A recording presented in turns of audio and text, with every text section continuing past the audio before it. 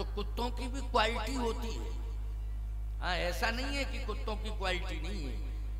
कौन कुत्तों की क्वालिटी है? जिनके पट्टा बंधा है, पालतू वाले पट्टा बंधा है, पालतू कुत्ते, उनकी कीमत होती है।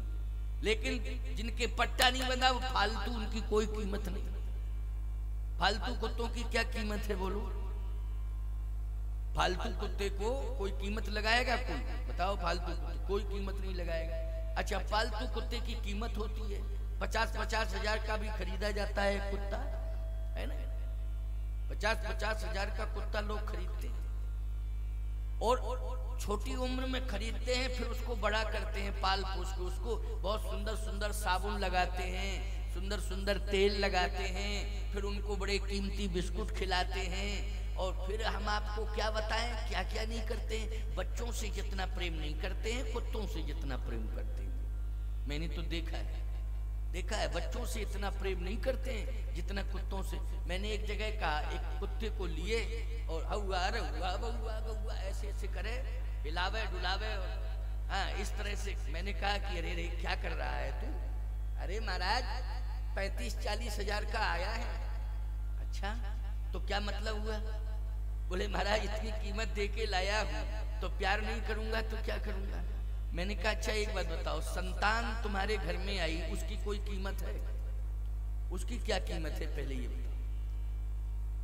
संतान की कोई कीमत नहीं आकी तुमने, कुत्ते की कीमत आकी। यही तुम्हारी बुद्धिमत्ता है। कहे महाराज ऐसा है, कुत्ते को हम हिलाएंगे डुलाएंगे खिलाएंगे हृदय से लगाएंगे, कुत्ता हमसे प्रेम करेगा। और यदि हम उसको हिलाएंगे डुलाएंगे खिलाएंगे नहीं तो मुझसे प्रेम नहीं करेगा। हमने कहा बेवकूफ कहीं की, कुत्ता तुमसे प्रेम करने लगेगा तो तुम्हें कहां ले जाएगा ये बताओ, कहां ले जाएगा? बोले महाराज ये पता नहीं कहां ले जाएगा। हमने कहा कुत्ता तुम्हें ऐसी जगह ले जाएगा कि तुम कहीं किसी काम के नहीं रहोगे, और अगर इसके साथ भी जाओगे तो लोग तुम्हें कुत्ता ही कहेंगे कि ये कुत्ते का भी कुत्ता है। क्यों भाई? लोग यही कहेंगे और कुछ नहीं। खबरदार, पशु हैं, पक्षी हैं, इनसे प्रेम करना चाहिए, लेकिन कुत्ते का स्थान घर के अंदर नहीं है, घर के बाहर। बोलो है कि नहीं? कहाँ है कुत्ते का स्थान? घर के अंदर नहीं है, घर के बाहर है। रोटी देना चाहिए, प्यासा है पानी पिलाना चाहिए, उसे रोज रोटी खिलाओ, रोज पानी पिलाओ, लेकिन दहरी के बाहर उसका स्थान है, उसको वही स्थान मिलना चाहिए। मैं एक बात कहता हूं, ऐसे ऐसे घर हैं कि घर के अंदर कुत्तों को स्थान मिल रहा है। कीमत दे दे करके लोग कुत्तों को खरीद के ला रहे हैं, लेकिन महात्माओं को एक दिन नहीं बुला पा रहे हैं घर के। महात्माओं को नहीं। अच्छा, बुलाते भी हैं फिर महात्माओं को तो सबसे आगे कुत्ते को कर देते दरवाजे पर। सबसे बड़ी समस्या है, मैं तो भुक्तभोगी हूं, मेरे साथ ऐसा हुआ। जिस दिन हमारा निमंत्रण घर में किया तो कुत्ता इतना बड़ा पला था उस घर में, उस दिन उसने स्वतंत्र कर दिया, बंधन मुक्त, कोई जंजीर वंजीर नहीं पड़ी थी। और जैसे ही पहुंचे हम तो वैसे भी साधुओं को देख करके सबसे पहले कुत्ते ही भौंकते हैं। पता नहीं कौन सी दुश्मनी है साधुओं से कि साधुओं को देखकर सबसे ज्यादा भौंकते हैं कुत्ते। मैंने ये देख, मैं सुबह घूमने जाता हूँ 3:30-4 बजे प्रातः निकलता हूँ, तो सारे लोग सोते हुए मिलते हैं, और कोई जग भी जाता है तो चारपाई पे बैठा बैठा रहता, बोलता नहीं है इंसान। लेकिन कुत्ता अगर सो भी रहा होगा और साधु अगर निकला, पता नहीं कैसी सुगंध आती साधु की कि दुर्गंध आती उसको, तुरंत जो है भौंकेगा साधु को देख करके। हम छड़ी लेकर के जाते हैं, वैसे नहीं जाते, छड़ी लेकर जाते हैं। सावधान, मुंह फाड़ दिया उसने मेरे सामने। मैंने कहा क्यों? और तो कोई बात नहीं, ये बताओ काटता तो नहीं है? बोले कल ही तो खरीदा है 50 हजार का, आज पता लग जाएगा काटता कि नहीं। अरे राम राम राम राम, साधुओं के लिए खरीदा था और काटने का परीक्षण साधुओं से ही करवाओगे? इसलिए मैं कहता हूं, अगर दे सको तो घर के अंदर गाय को स्थान दो, कुत्ते को स्थान देना है तो डेयरी के बाहर स्थान दो, अगर दे सकते हो घर के अंदर तो गौ माता को स्थान दो, यदि नहीं दे सकते हो तो गौशाला में उनको स्थान दो, गोद ले लो एक गाय। गौशाला में तो दे सकते हो स्थान। गौशालाएं क्यों बनाई जाती हैं? गाय के लिए ही बनाई जाती हैं, लेकिन गौशालाएं क्यों नहीं चल पा रही हैं? क्योंकि लोग सहयोग नहीं कर पा रहे हैं, इसलिए गौशालाएं नहीं चल पा रही। आप हजारों रुपया ना जाने कितने पशु पक्षियों पर खर्च कर रहे हो, लेकिन गौ माता की सेवा में ध्यान नहीं दे रहे हो, ये सबसे बड़ी भूल हो रही है। इसलिए गाय का गोबर जिसके आंगन में आ जाता है, लक्ष्मी को बुलाना नहीं पड़ता है, अपने आप आ जाता है। कहां बुलाना पड़ता? लक्ष्मी अपने आप दौड़ी दौड़ी चली जाती। गोबर में ही लक्ष्मी का वास है, लक्ष्मी वहीं प्रकट हो जाती है। गाय का गोबर जिस घर में आ जाता है, जिस आंगन में आ जाता है, अपने आप लक्ष्मी उसी गाय के गोबर से प्रकट हो जाती है प्यारे। फिर उस घर से इतना प्रेम करती है लक्ष्मी कि विदा होने का मन नहीं लेती है। लेकिन आज झाड़ू पोंछा तो होता है, लेकिन गाय के गोबर से लेपन नहीं होता है। होता है क्या? बोलो, नहीं हो रहा है। मैं एक बात कहना चाहता हूं कि लंका में गाय को खा जाते थे। हम नहीं कह रहे, कहूं महिषुमान सुधेनु खर अर्जुन साचर भक्षही। बोलो, गाय को खाते थे कि नहीं खाते थे? याद रखना, रावण को कुत्ता तो कह दिया, स्वान कह दिया है प्यारे। कब कहा है? जब सीता जी का हरण किया। इसका मतलब है नारी का सम्मान नहीं है लंका में, गाय का सम्मान नहीं है लंका में, साधु का सम्मान नहीं है लंका में। अगर साधु का सम्मान होता तो विभीषण जैसे संत को लात मार के नहीं निकालता रावण। बोलो, गलत कह रहा हूं?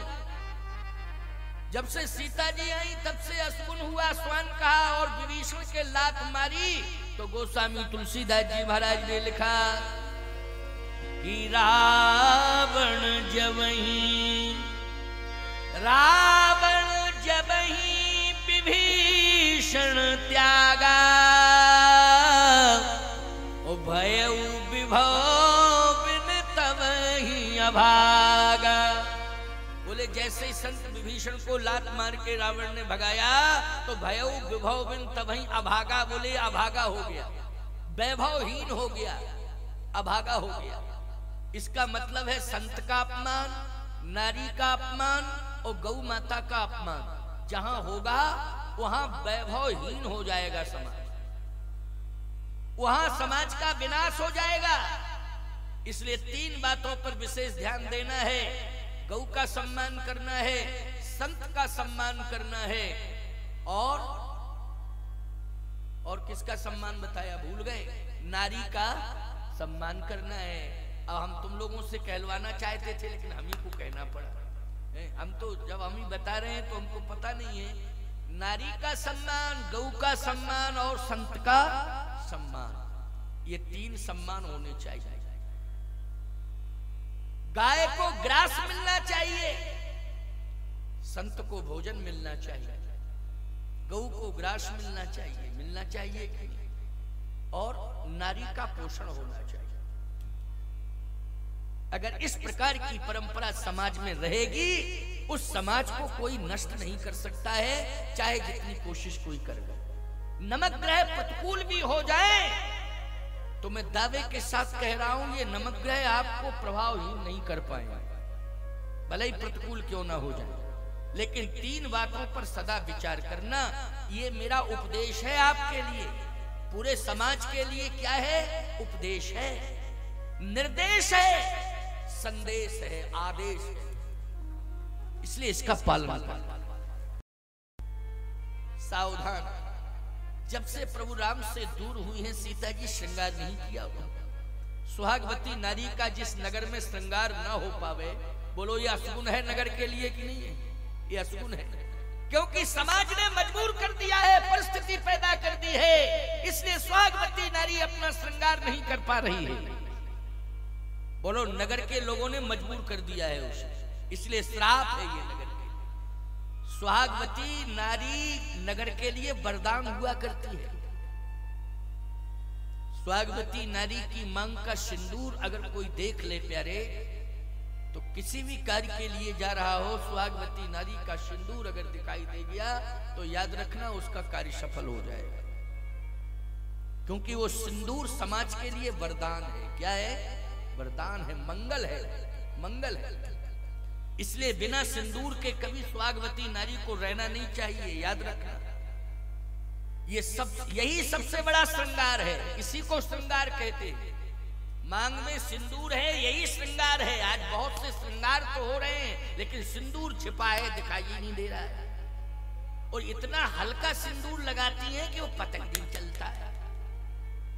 पहले क्यों भाई, सिंदूर दूर से ही दिखाई देता था कि नहीं दिखाई देता था? है? दूर से ही दिखाई देता था। रेड का निशान खतरा, लाल लाल निशान खतरा। क्यों भाई? सावधान। आजकल तो पता ही नहीं चलता है। अच्छा, वो जो लगता है ना सिंदूर, वो बीच में मांग में लगना चाहिए, पता नहीं टेढ़ा टाढ़ा लग जाता साइडों में, इधर उधर। हाँ, क्यों गलत कह रहा हूं क्या? साइड में लगता है टेढ़ा टाढ़ा, जिससे कोई देख ना ले। अरे सिंदूर छिपाने के लिए है, नहीं है प्रकट करने के लिए है, जिससे समाज ये समझ जाए कि अधिकार प्राप्त नारी है। बोलो भाई, संरक्षण प्राप्त नारी है, संरक्षण किसी ने दिया है, ये सिंदूर सिद्ध कर देता है। याद रखना, माता जानकी को सिंदूर प्रिय है। सत्य तो यह है प्यारे, भगवान श्री राम जिस दिन सीता जी का हरण हुआ, उस दिन मांग में सिंदूर था, और वही सिंदूर 14 महीने तक रहा लंका। याद रखना, वही सिंदूर रहा। वो सिंदूर जो है बार बार कवच बनकर के सीता के सम्मान की रक्षा करता था। इसलिए नारी का सिंदूर कवच है। नारी का सिंदूर क्या है? कवच है। मांग में सिंदूर होना चाहिए, ये कवच है तुम्हारे लिए। कवच का काम है रक्षा करना। कवच का काम क्या है? रक्षा करना। कवच का काम संरक्षण देना भी, और कवच का काम रक्षा करना। और ये भारतीय सनातन संस्कृति में ही नारी सिंदूर लगाती है। पाश्चात्य संस्कृति की नारी सिंदूर नहीं लगाती। विदेशी महिला को, कभी किसी विदेशी महिला को देखना, जब पर्यटक बनकर के भारत में आते हैं पर्यटन करने, तो उन महिलाओं को देखना वो सिंदूर नहीं लगाती हैं। उनको वहां परंपरा ही नहीं है सिंदूर की। क्यों? हमारे यहाँ सिंदूर इसलिए नारी को दिया जाता है मंडप के नीचे, क्योंकि नारी संस्कारों को स्वीकार कर रही है। विवाह क्या है? एक संस्कार है। हमारे यहाँ भारतीय सनातन परंपरा में विवाह क्या है? संस्कार है। जैसे आज बहुत शादियां हैं, बोलो आज बहुत शादियां हैं। बहुत से लोग हमसे आज्ञा लेके गए हैं कि महाराज शादी में जाना है, शादी में जाना है। हाँ भाई, जाना पड़ेगा, है ना। लेकिन मैं आपसे एक बात पूछ रहा हूं, विदेश की नारी सिंदूर नहीं लगाती है, क्यों नहीं लगाती है? भारत की नारी सिंदूर क्यों धारण करती है? इसलिए शास्त्र कहता है ये संस्कार है। जहां संस्कार माना जाएगा विवाह को, वहां सिंदूर अवश्य होगा। और विदेश में संस्कार नहीं है विवाह, विदेश में समझौता है। क्या है विदेश में? समझौता। ईमानदारी के साथ बताओ, जहां समझौता होगा वहां सिंदूर से क्या लेना देना? समझौते का मतलब है जब तक हमारा तुम्हारी बात बन रही है तब तक हम तुम्हारे हैं, तुम हमारे हो। जिस दिन नहीं बनेगी तुम अलग अलग अलग, कोई मतलब नहीं, कोई लेना देना नहीं। लेकिन भारतीय परंपरा में जिसकी मांग में एक बार सिंदूर भर चुका है प्यारे, जब तक वो जिंदा है उसके मांग के सिंदूर को यमराज भी नहीं मेट पाएंगे प्यारे। यही मनोती वो भगवान से मांगती है कि मेरे मांग के सिंदूर को यमराज भी न समाप्त कर पाए। सिंदूर का मतलब है पति। सिंदूर का मतलब क्या है?